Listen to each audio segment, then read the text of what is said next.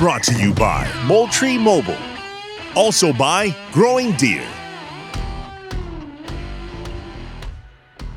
Question I commonly get this time of year is, do I leave my Moultries out even past deer season? And you can bet I do.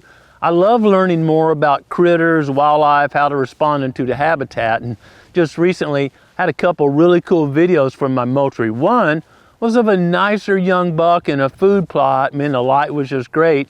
But what's really interesting is he's holding both antlers. Here we are in mid-March, and he had both antlers. I shared with a couple buddies and asked why. Well, you know, a buck's testosterone level is closely tied to when they cast or shed their antlers, and it goes up and down all during the rut. Maybe they win, maybe they lose, but until it drops below a certain threshold, those antlers are staying on.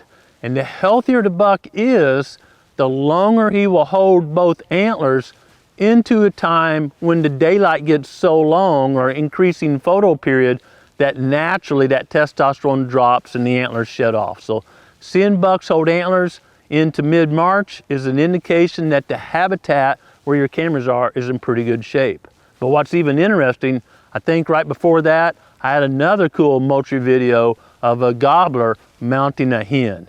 There's a lot of talk right now about turkey populations, and for good reason. Turkey populations are declining pretty drastically throughout much of the range.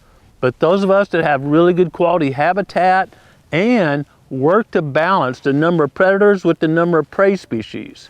And when I say balance, it's simply managing predators to a level that prey species can thrive. We've caught a raccoon, possum, skunk, whatever, for about every 7 acres of the proving grounds this year. Now, if you think about it, if all those critters are still in the landscape and there's one every 7 acres, there's almost no way a hen can, lay an egg a day for 10 days and then incubate for 28 days.